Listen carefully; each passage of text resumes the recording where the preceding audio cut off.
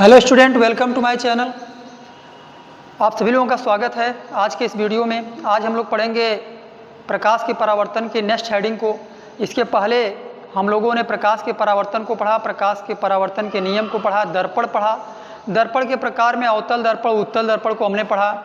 इसके बाद प्रतिबिंब हम लोगों ने पढ़ा। प्रतिबिंब दो प्रकार के बताया गया, आभासी प्रतिबिंब, वास्तविक प्रतिबिंब। और आज हम लोग पढ़ेंगे जो गोली दर्पण से संबंधित जो कुछ परिभाषाएँ हैं, गोली दर्पण, अवतल दर्पण, उत्तल दर्पण, उससे लेकर के कुछ रिलेटेड उससे परिभाषाएं हैं, उसको हम लोग पढ़ेंगे। तो आइए स्टार्ट करते हैं। गोली दर्पण से संबंधित कुछ परिभाषाएं। गोली दर्पण आप सभी लोगों को पता है दो प्रकार का होता है। गोली दर्पण, ये आपका दर्पण हो गया, कौन सा दर्पण, उभरे हुए भाग को आप पालिश कर रहे हैं तो गोली दर्पण का ये पहला दर्पण। एक कहा जाए तो ये कौन सा है, अवतल दर्पण। ये आपका कौन सा है, अवतल दर्पण। अवतल दर्पण क्या होता है, उभरे भाग को पालिश करते हैं, दबे भाग पे प्रतिबिंब बनता है। दूसरा गोली दर्पण, आप दबे भाग को पालिश कर दीजिए, दबे भाग को पालिश कर देते हैं तो उभरे भाग पर क्या बनता है, प्रतिबिंब बनता है। आप दबे हुए भाग को पालिश कर दीजिए इस तरह से, दबे हुए भाग को अगर पालिश कर देते हैं तो जो प्रतिबिंब बनता है वो किधर बनता है, उभरे हुए भाग पर बनता है। इसको आप कौन सा कहते हैं, उत्तल दर्पण कहते हैं। तो ये आपका उत्तल दर्पण हो गया। एक तरह से कहा जाए तो दोनों क्या है, गोली दर्पण। दोनों क्या है, गोली दर्पण। तो अवतल दर्पण, उत्तल दर्पण, गोली दर्पण दो प्रकार के। इसमें कुछ परिभाषाएं हैं। जैसे आपका पहली परिभाषा, ध्रुव क्या होता है। ध्रुव क्या होता है, तो गोली दर्पण के परावर्तक तल के, परावर्तक तल क्या होता है, जो प्रकाश किरणों को परावर्तित करता है। जैसे समझिए, इधर आपका पालिश किया गया है, इधर की जो ये सतह है, इस सतह क्या करेगी, जो भी प्रकाश किरणें आएंगी उसको क्या करेगी, इस पर टकराएंगी तो वो प्रकाश किरणें रिटर्न हो जाएंगी, लौट जाएंगी। तो ये जो सतह जो प्रकाश किरणों को लौटा रहा है, परावर्तित कर रहा है, इसी को हम क्या कहते हैं, परावर्तक तल कहते हैं। तो आप कह सकते हैं ध्रुव क्या होता है, गोली दर्पण जो आपका है, इसके परावर्तक तल के मध्य बिंदु को, इतना बड़ा दर्पण है, इसके मध्य बिंदु पर, परावर्तक तल के मध्य बिंदु पर, मध्य बिंदु को हम क्या कहते हैं, ध्रुव कहते हैं, पोल कहते हैं। गोली दर्पण इतना बड़ा है, इसके मध्य बिंदु को देख लीजिए, है ना, इसके परावर्तक तल के मध्य बिंदु। परावर्तक तल मतलब जहाँ से प्रकाश किरणें परावर्तित हो, इधर पेंट मारा गया है, प्रकाश किरणें इधर टकराएंगी तो वापस लौटेंगी। इसी तल को, जो अंदर का तल है जिसमें प्रकाश किरणें टकरा कर वापस लौटेंगी, जिसमें पेंट नहीं मारा गया है, अंदर वाला भाग, उसी पर एक बिंदु होता है, इसका मध्य बिंदु होता है। इस दर्पण का मध्य बिंदु को ही हम क्या कहते हैं, दर्पण का ध्रुव कहते हैं। तो एक तरह से कह सकते हैं गोली दर्पण के परावर्तक तल के मध्य बिंदु को दर्पण का ध्रुव कहते हैं। इसका जो बीच वाला पॉइंट होता है इसी को ध्रुव कहते हैं।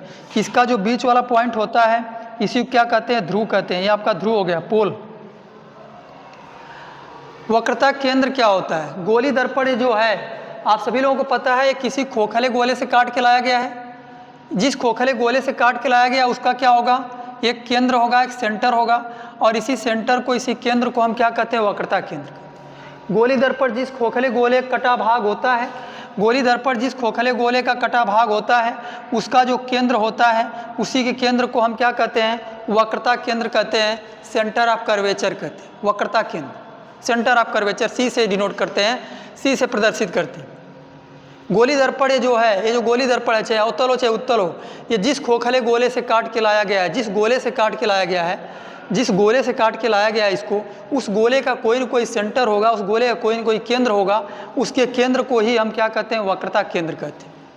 गोली दर्पण जिस खोखले गोले से काट के लाया गया है, यह गोली दर्पण जिस खोखले गोले से काट के लाया गया है, उसकी कोई रेडियस होगी, उसकी कोई त्रिज्या होगी। यह गोली दर्पण जिस खोखले गोले से काट के लाया गया है उसकी कोई त्रिज्या होगी, और त्रिज्या क्या होती है, केंद्र से परिधि की दूरी को त्रिज्या कहते हैं, आप सभी लोगों को पता है।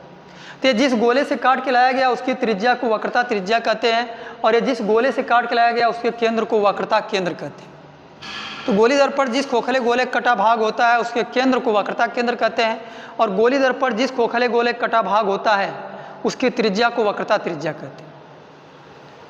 तो आई होप आप लोगों को समझ में आया होगा ध्रुव क्या होता है, गोली दर्पण के परावर्तक तल के मध्य बिंदु को, इसके परावर्तक तल के मध्य बिंदु को, बीच वाले पॉइंट को दर्पण का ध्रुव कहते हैं। और गोली दर्पण जिस खोखले गोले से काट के लाया गया है, ये जिस गोले से काट के लाया गया है, उस गोले का जो केंद्र होगा, उस गोले का जो केंद्र होगा, उस केंद्र को हम क्या कहते हैं, वक्रता केंद्र कहते हैं, सी। उस गोले के केंद्र को वक्रता केंद्र कहते हैं, सी। ये गोले से काट के लाया गया है, किसी गोले से कटा हुआ है, उसका जो केंद्र होगा उसी वक्रता केंद्र कहेंगे, और उसकी जो त्रिज्या होगी उसी को वक्रता त्रिज्या कहेंगे।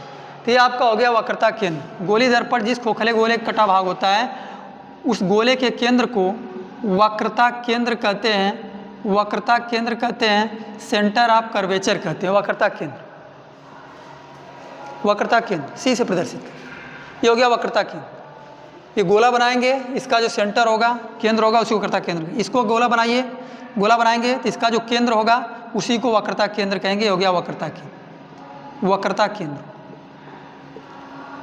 दोनों समझते चलिए, अवतल दर्पण में भी उत्तल दर्पण में भी सब कुछ सेम, अलग अलग नहीं। गोली दर्पण जिस खोखले गोले का कटा भाग होता है उसकी त्रिज्या को, त्रिज्या क्या होती है, केंद्र से परिधि की दूरी, उसकी त्रिज्या को वक्रता त्रिज्या कहते हैं। ये है वक्रता त्रिज्या आर, केंद्र से परिधि की दूरी। गोली दर्पण जिस खोखले गोले का कटा भाग होता है उसकी जो त्रिज्या होती है, केंद्र से परिधि की दूरी, उसी को वक्रता त्रिज्या आर कहते हैं। वक्रता त्रिज्या आर कहते हैं।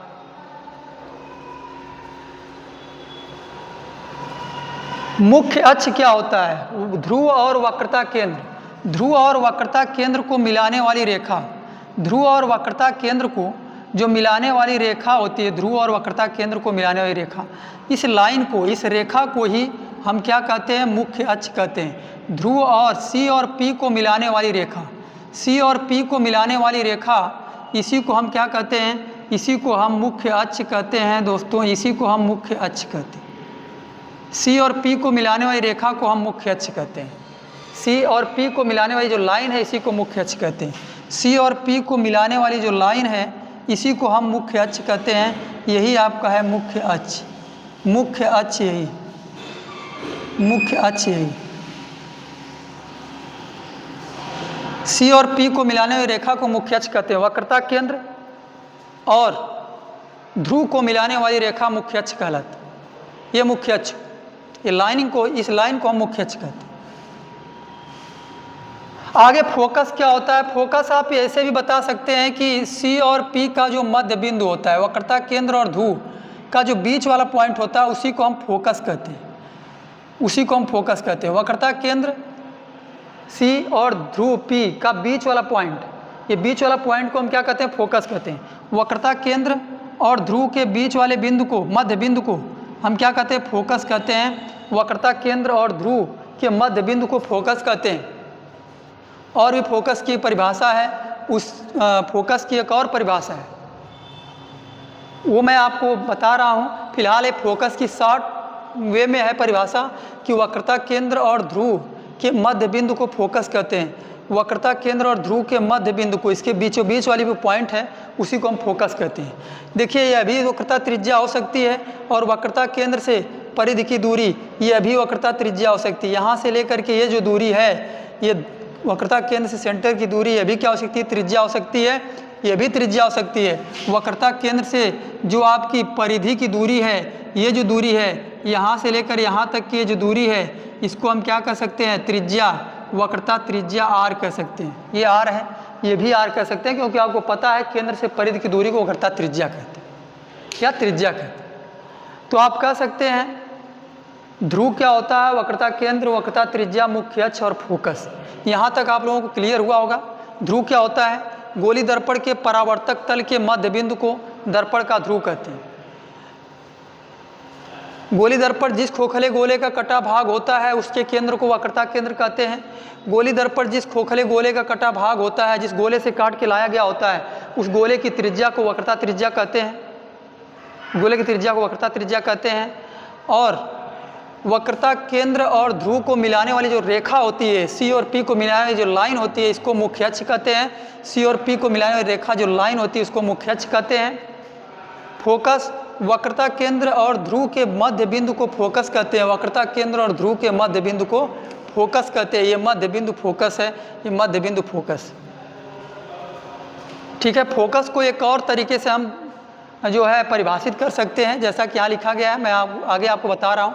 फिलहाल आप एक बार और इसको पढ़ लीजिए। ध्रुव क्या होता है, गोली दर्पण के परावर्तक तल के मध्य बिंदु को दर्पण का ध्रुव कहते हैं। इसे पी से प्रदर्शित करते हैं। वक्रता केंद्र क्या होता है? गोली दर्पण जिस खोखले गोले का कटा भाग होता है उसके केंद्र को दर्पण का वक्रता केंद्र कहते हैं। इसे सी से प्रदर्शित करते हैं। गोली दर्पण जिस खोखले गोले का कटा भाग होता है उसकी त्रिज्या को वक्रता त्रिज्या कहते हैं। इसे आर से प्रदर्शित करते हैं। वक्रता केंद्र तथा ध्रुव को मिलाने वाली जो रेखा होती है उसको मुख्य अक्ष कहते हैं। वक्रता केंद्र सी और पी को मिलाने वाली रेखा मुख्य अक्ष कहलाती है। फोकस मैंने बताया कि सी और पी का मध्य बिंदु फोकस कहलाता है। ये फोकस की दूसरी परिभाषा लिखी गई। अभी मैं आपको क्लियर करता हूँ। फिलहाल यहाँ तक आपको क्लियर होगा, यहाँ तक आपको क्लियर होगा। स्क्रीनशॉट कर लीजिए आप लोग।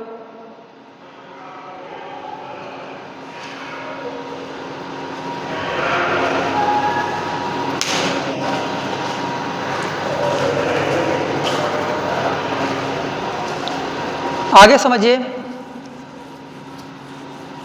आगे आप समझिए। फोकस की एक और डिफिनेशन है। क्या है समझ लीजिए। फोकस की एक और डिफिनेशन, जैसे ये मान के चलिए आपका अवतल दर्पण है। अवतल दर्पण, उभरे हुए भाग को पॉलिश करिए, उभरे भाग को पॉलिश करिए। यहाँ पे होता है सेंटर, यहाँ पे होता है ध्रुव P, यहाँ पे होता है वक्रता केंद्र C। ये हो गया मुख्य अक्ष, ये हो गया मुख्य अक्ष। हमको बताना है फोकस क्या होता है। फोकस क्या होता है? ये अवतल दर्पण को लेकर के हम लोग फोकस बताएंगे। एक आप समझ लीजिए उत्तल दर्पण को लेकर के फोकस क्या होता है। उत्तल दर्पण को लेकर के फोकस समझ लीजिए। दबे भाग को पॉलिश कर दीजिए, दबे भाग को पॉलिश कर दीजिए। प्रतिबिंब बनेगा उभरे भाग पर। ये हो गया आपका वक्रता केंद्र C और यहाँ पर होता है ध्रुव P। ये मिलाने वाली रेखा आपको पता है मुख्य अक्ष। हमको परिभाषित करना है किसको? फोकस। फोकस को परिभाषित करना है। ध्यान समझिएगा। मुख्य अक्ष क्या होता है, वक्रता केंद्र क्या होता है और ध्रुव क्या होता है, इतना तो पता है आप सभी लोगों को। मुख्य अक्ष क्या होता है? C और P को मिलाने वाली जो लाइन होती है इसी को मुख्य अक्ष कहते हैं। C और P को मिलाने वाली जो लाइन होती है इसको मुख्य अक्ष कहते हैं। अब समझिए फोकस क्या होता है। इस मुख्य अक्ष के समांतर, इस मुख्य अक्ष के समांतर जब कोई लाइन इस तरह से जाती है और दर्पण से जब टकराती है, टकराने के बाद जब वो लौटती है, परावर्तित होती है, तो मुख्य अक्ष को जहाँ पे काटती है उसी को हम फोकस कहते हैं। ऐसे भी आप परिभाषा बना सकते हैं, बता सकते हैं कि मुख्य अक्ष के समांतर जब कोई लाइन आएगी, दर्पण से टकराने के बाद मुख्य अक्ष को जहाँ पे काटेगी उस बिंदु को हम क्या कहेंगे? दर्पण का फोकस कहेंगे। समांतर आएगी, जहाँ काटेगी वही बिंदु फोकस। समांतर आ रही है, मुख्य अक्ष के समांतर आ रही है और ये दर्पण क्या करता है? उत्तल दर्पण प्रकाश किरणों क्या करता है? अपसारित कर देता है। इसको अभिसारी दर्पण भी कहते हैं। अपसारी करता है, ये अभिसारी करता है। ये क्या करता है? मोड़ देता है। जो मोड़ता है इसको अभिसारी कहते हैं। ये अभिसारी, अभिसारी। और ये क्या कर, ये अपसारी, अपसारी, अपसारी मतलब ये फैलाता है। ये प्रकाश किरण आई टकरा करके इधर लौट गई, लेकिन हमको महसूस होता है कि अगर ये प्रकाश किरण पीछे की तरफ आती, देखिए ये टकरा करके इस तरह चली गई, वापस लौट गई। ये हमको महसूस होता है कि अगर ये प्रकाश किरण वापस आती तो यहाँ पे आती और जहाँ पे काटती हुई प्रतीत होती है वहीं पे आपका क्या है? फोकस है। क्योंकि मैंने बताया समांतर आएगी जहाँ काटेगी या जहाँ काटती हुई प्रतीत होगी। बस शर्त इतना है कि समांतर उसको आना चाहिए। मुख्य अक्ष के समांतर आ रही है, पैरेलल आ रही है। आने के बाद उत्तल लेंस क्या करता है? प्रकाश किरणों को फैला देता है, अपसारित कर। उत्तल दर्पण प्रकाश किरणों क्या करता है? अपसारित कर देता है, इधर चली गई। ये प्रकाश किरण जहाँ पे काटती हुई प्रतीत होती है वो क्या है? फोकस। मतलब समांतर आएगी जहाँ काटेगी मुख्य अक्ष को, दर्पण से टकराने के बाद, परावर्तित होने के बाद। समांतर आएगी दर्पण से परावर्तित होने के बाद जहाँ काटेगी या दर्पण से परावर्तित होने के बाद जहाँ काटती हुई प्रतीत होगी वही बिंदु दर्पण का फोकस कहलाएगा। तो परिभाषा क्या बता सकते हैं कि मुख्य अक्ष के समांतर जब कोई प्रकाश किरण आती है तो दर्पण से परावर्तन के बाद मुख्य अक्ष को जिस बिंदु पर काटती है, दर्पण से परावर्तन के बाद मुख्य अक्ष को जिस बिंदु पर काटती हुई प्रतीत होती है, मुख्य अक्ष को जिस बिंदु पर काटती है या काटती हुई प्रतीत होती है उसी बिंदु को हम क्या कहते हैं? दर्पण का फोकस कहते हैं। ये फोकस की दूसरी परिभाषा आप बता सकते हैं। चाहे अवतल हो चाहे उत्तल हो, दोनों में इसमें कन्फर्म काट रही है, इसमें काटते हुए प्रतीत हो रही। ठीक है, तो ये है फोकस आपका। मध्य बिंदु को ही फोकस कर सकते हैं, सी और पी के मध्य बिंदु को फोकस कर सकते हैं। दूसरा आप बता सकते हैं कि समांतर आएगी जहाँ काटती हुई प्रतीत होगी उसे फोकस कहेंगे उत्तल दर्पण के लिए, और समांतर आएगी जहाँ काटेगी उसे हम फोकस कहेंगे अवतल दर्पण के लिए। अवतल दर्पण में कन्फर्म काटती है, उत्तल दर्पण में काटती हुई प्रतीत होती है। ठीक है, तो समांतर आएगी जहाँ काटेगी वो फोकस, समांतर आएगी जहाँ काटती हुई प्रतीत होगी वह फोकस। ठीक है, आप देख सकते हैं फोकस मुख्य अक्ष के समांतर आने वाली प्रकाश की किरणें दर्पण से परावर्तन के बाद मुख्य अक्ष को जिस बिंदु पर काटती हैं या काटती हुई प्रतीत होती हैं वह बिंदु दर्पण का फोकस कहलाता है। मुख्य अक्ष को जिस बिंदु पर काटती हैं या काटती हुई प्रतीत होती उसी को हम क्या कहते हैं, दर्पण का फोकस कहते हैं। ठीक है, तो आई होप आप लोगों को फोकस क्लियर हुआ होगा, फोकस की परिभाषा क्लियर हुई होगी। आगे प्रतिबिंब अगर हमको बनाना है दर्पण के द्वारा, तो प्रतिबिंब बनाने की कुछ शर्तें हैं, कुछ कंडीशन है, कुछ नियम है जिसको हमको और आपको क्या करना पड़ेगा, याद करना पड़ेगा, समझना पड़ेगा, लर्न करना पड़ेगा। यहाँ तक आप कॉपी कर लीजिए, स्क्रीनशॉट कर लीजिए। ये फिगर फोकस आपको समझ में आया। समांतर आएगी जहाँ काटेगी वो फोकस होगा, समांतर आएगी जहाँ काटते हुए प्रतीत होगी वो फोकस होगा। अवतल दर्पण क्या करता है, या अवतल दर्पण प्रकाश किरणों को मोड़ता है, इसलिए इसके अभिसारी कहते हैं।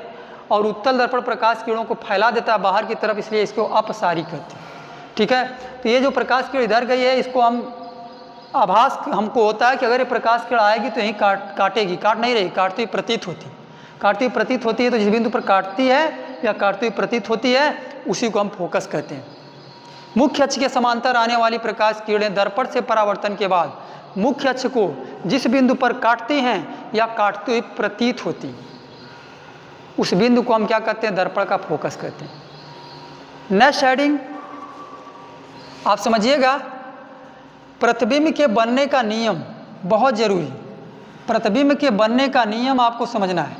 प्रतिबिंब के बनने का नियम क्या है, 3 नियम आपको याद करना पड़ेगा। तीनों नियम अगर आपको याद रहेगा तो आप आराम से प्रतिबिंब बना लेंगे, आराम से प्रतिबिंब बना लेंगे, कोई प्रॉब्लम नहीं होगी। प्रतिबिंब के बनने का 3 नियम याद रखिए। कौन कौन सा, ये आपका अवतल दर्पण है।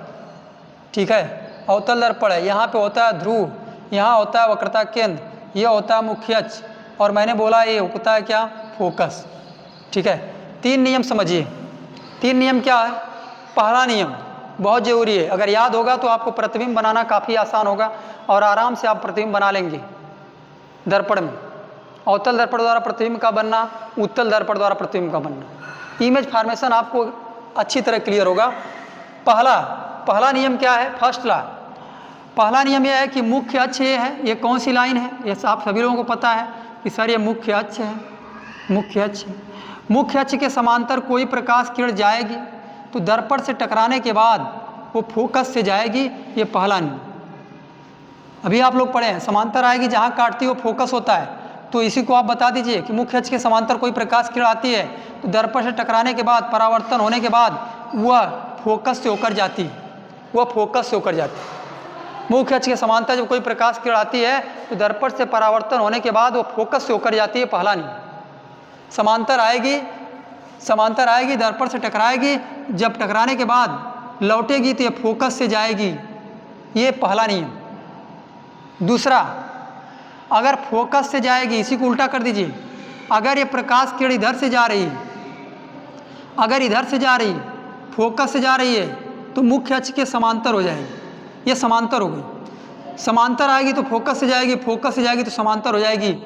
रास्ता वही है, थोड़ा सा बताने का तरीका अलग है। समांतर लाओगे तो फोकस से जाओगे और फोकस से जाओगे तो समांतर हो जाओगे, पहला नियम। समांतर आओगे फोकस से जाओगे, दूसरा नियम, फोकस से जाओगे समांतर हो जाओगे। ठीक है, फोकस से जाओगे क्या जाओगे, समांतर हो जाओगे। तीसरा नियम यह है कि अगर सी से जाओगे, कोई प्रकाश किरण सी से जाएगी तो टकराने के बाद अपने ही रास्ते में वापस लौट जाती है, सी से जाती है तो टकराने के बाद अपने ही रास्ते में वापस लौट जाती है। ये तीसरा नियम है कि वक्रता केंद्र से कोई प्रकाश किरण जाती है तो दर्पण से परावर्तन के बाद अपने ही मार्ग पे सीधा लौट जाती है, सीधा रिटर्न हो जाती है। ये तीसरा नियम आप सभी लोगों को याद होना चाहिए। पहला नियम समांतर आएगी फोकस से जाएगी, दूसरा फोकस से जाएगी समांतर हो जाएगी, तीसरा सी से जाएगी तो अपने ही रास्ते पे बैक हो जाएगी, रिटर्न हो जाएगी, वापस लौट जाएगी। ये 3 नियम हमको प्रतिबिंब बनाने के लिए काफ़ी मदद करेंगे और इसी 3 नियम से हम लोग प्रतिबिंब बनाते हैं और कोई नियम नहीं लगता है। ठीक है, आप उत्तल दर्पण में भी देख लीजिए, समांतर आएगी तो इधर तो चली जाएगी लेकिन कहाँ से जाती हुई प्रतीत होगी? फोकस। समांतर आएगी फोकस से जाएगी, फोकस से लेकर के जाओगे तो ये क्या हो जाएगी? समांतर हो जाएगी। अगर यही प्रकाश किरण आप फोकस से लेकर जाओगे समांतर हो जाएगी, और सी से लेकर के जाओगे, कोई प्रकाश किरण सी से लेकर जाओगे तो ये अपने ही रास्ते पे क्या करेगी?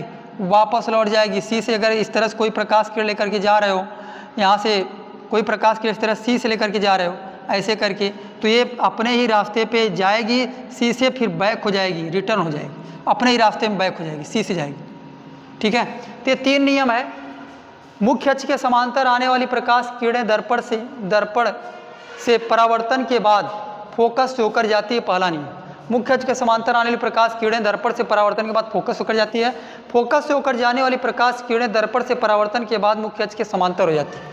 फोकस से जाएगी तो मुख्य अक्ष के समांतर हो जाएगी, उसी का उल्टा वक्रता केंद्र से होकर जाने वाली प्रकाश किरणें दर्पण से परावर्तन के बाद अपने ही मार्ग पर पुनः वापस लौट जाती है। सी से होकर जाने वाली प्रकाश किरणें अपने ही मार्ग पर पुनः क्या करती है? वापस लौट जाती है।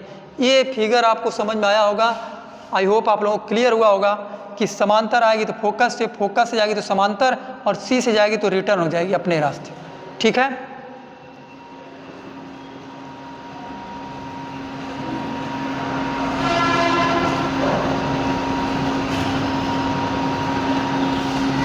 तो आई होप आप लोगों को समझ में आया होगा। एक बार और देख लीजिए, ये आपका है दर्पण, अवतल दर्पण हो गया इस तरह से, और यहाँ पे होता है ध्रुव P, यहाँ होता है वक्रता केंद्र C, ये होता है मुख्य अक्ष, ये मध्य में होता है फोकस। मैंने क्या बताया कि समांतर लेकर के आओगे, फोकस से जाओगे, पहला नियम। समांतर लाओगे, फोकस से जाओगे। दूसरा नियम मैंने क्या बताया? दूसरा नियम मैंने ये बताया कि अगर फोकस से जाओगे इस तरह से तो फिर क्या हो जाओगे? समांतर हो जाओगे। दूसरा नियम मैंने बताया कि फोकस से जाओगे तो समांतर हो जाओगे, समांतर आओगे तो फोकस से जाओगे, 2 नियम। तीसरा मैंने बताया कि सी से जाओगे तो अपने ही रास्ते पे रिटर्न हो जाओगे, वापस लौट जाओगे। ये 3 नियम है जो आपको प्रतिबिंब बनाने में काफ़ी ज़्यादा हेल्प करेगा, और इसी 3 नियम की बदौलत हम लोग अवतल दर्पण द्वारा प्रतिबिंब का बनना 6 कंडीशन होती है, उत्तल दर्पण द्वारा प्रतिबिंब का बनना 2 कंडीशन होती है। इनको हम पढ़ेंगे अगले वीडियो में। तब तक के लिए आप लोग अपने सिलेबस पर ध्यान दीजिए, अपना फेयर कंप्लीट करिए और लाइक सब्सक्राइब करिए। बताइए कि आप लोगों को समझ में आ रहा है या कुछ प्रॉब्लम आ रही है जिससे मैं उसमें सुधार करूं। तो आई होप आप लोगों को सारी टॉपिक क्लियर हुई होगी। आज के इस वीडियो में आप लोगों का आना, आप लोगों का देखना, बहुत बहुत धन्यवाद आप सभी लोगों का। Thank you.